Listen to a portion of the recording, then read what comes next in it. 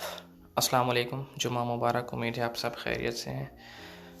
Serious बात कर रहा हूँ, बिना कुछ घुमाए फिराए, और हदीस का कोटेशन देख के इंशाल्लाह बात जल्दी समेट लेता हूँ। प्लीज़ थोड़ा बर्दाश्त कर लो।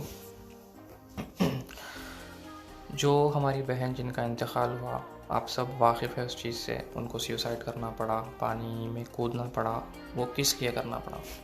उसके ज़िम्मेदार कौन है? आप है, मैं हूँ, और सो कॉल्ड जहेज़ यानी भीख। मैं उस चीज़ को भीख बोलता हूँ,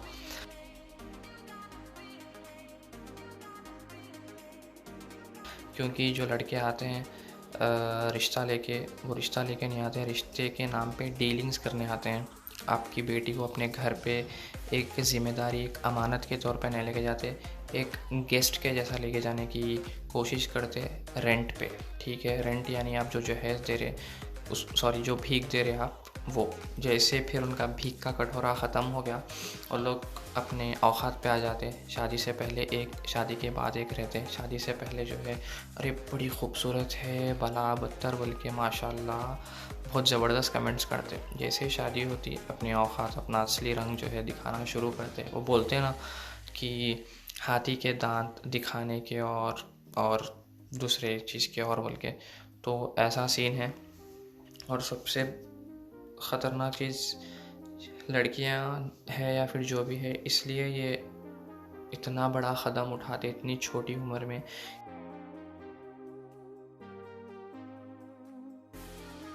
कि यहाँ पे बहुत ज़्यादा प्रेशर रहता उन लोगों को। और वो प्रेशर इसलिए आता कि हम लोग जो भी है उनको फ़िज़िकल टॉर्चर करते, मेंटल टॉर्चर करते।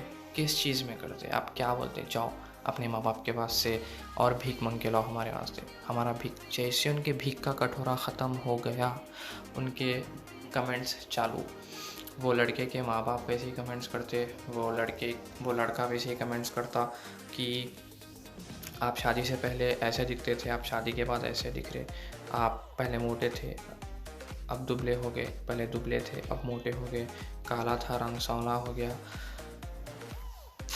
कहाँ से लाते ये, मेरे को इतने घिनौने अल्फाज समझ में नहीं आता। और उनके माँ बाप को 70 तोपों की सलामी कौन सी जगह पे देना समझ में नहीं आता। ठीक है, ऐसा तोप लेके ना उस पर बिठा के छोड़ देना, वो माँ बाप को भी और वो बेटे को भी जो ऐसा फिज़िकल कमेंट्स करते, बच्ची के दिलों को तकलीफ़ देते।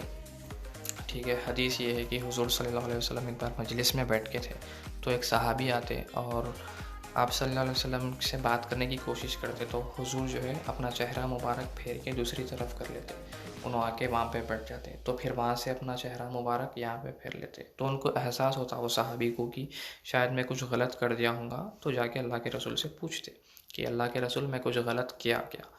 तो अल्लाह के रसूल की ऐसा उंगली निकाल के बताते कि तुम सोने की अंगूठी पहने, वो निकाल के ऐसा फेंक देते अल्लाह के रसूल, और बोलते कि और फरमाते कि तुम्हारा जो हाथ या फिर गालिबन जो उंगली है, मैं देख सकता हूँ कि वो दोज़ख की आग में जल रही। इससे हमारे को क्या मालूम हो रहा है? इससे ये मालूम हो रहा है कि सोना बच्चों पे हराम है, हराम है, हराम है, हराम है। सोने का तिनका भी ऐसा लगाना हराम है। तो सोने की चीज़ों से महफूज रहो, बेकारी के फिजूल डिमांड्स मत करो। हम अपने आप को आशिक़ान रसूल बोलते कुछ भी नहीं है हम लोग।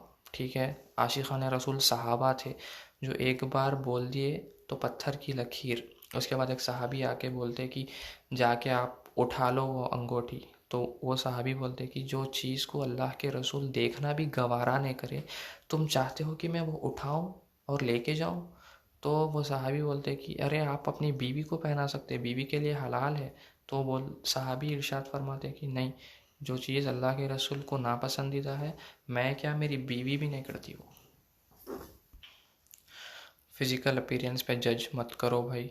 बहुत दिली तकलीफ़ होती है, बच्चियों को रो लेते, अगर वो रोने से एक बद्दुआ निकल गई ना, आपकी दुनिया भी तबाह हो जाती है और आखिरत भी तबाह हो जाती।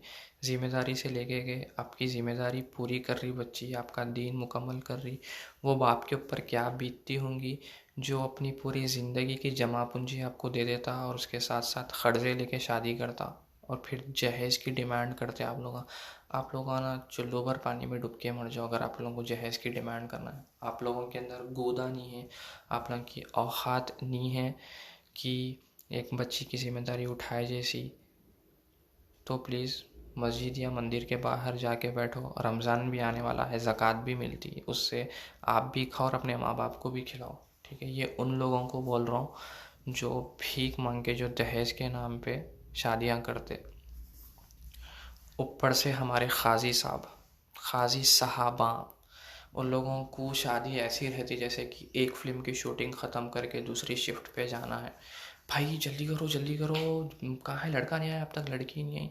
ये पूछने आता, ये पूछने नहीं आता कि भाई जहेज़ लिए क्या? जहेज़ लिए तो मैं निकाह नहीं पढ़ा सकता, ये हराम है।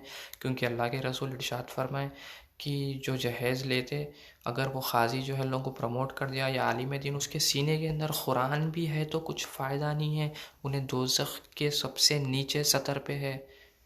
उन्हें दोज़ख का ईंधन है, ईंधन यानी रिसोर्स, जैसा एक गाड़ी चलाने के लिए पेट्रोल रिसोर्स है, दोज़ख की आग जलाने के लिए ऐसे आलिम दीन जो गलत हरकतों को प्रमोट करते हैं, उन लोग भी गलत है।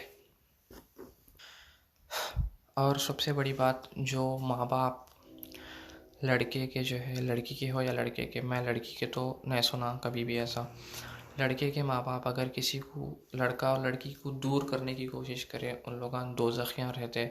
क्योंकि अल्लाह को सबसे नापसंदीदा चीज़ यही है। और माँ बाप बेशक है माँ बाप, लेकिन लड़का लड़की, खामिद और बीवी का रिश्ता ना सबसे बड़ा है अल्लाह के आगे। माँ बाप का भी है, बेशक है, माँ बाप का तो ऑब्वियसली उससे बड़ा है, लेकिन एक लड़की की ज़िंदगी में ना बाप पीछे चले जाता और उसका हस्बैंड जो है आगे आ जाता। तो प्लीज़ ऐसी घटिया हरकत मत करो, दिलों को तकलीफ़ देने वाली। जो भीख मांग के शादियाँ कर रहे, उन लोगों के वास्ते अगर लोग कोई कभी गंदी गाली दिए या उनके जहन में भी आ गई, तो समझ लो कि मैं उनको वो दे दिया। ठीक है, मिलेंगे फिर अपन जल्द ही अगली वीडियो में। दुआ में याद रखिए, अपना ख्याल रखिए, टेक केयर, अल्लाह हाफ़िज़।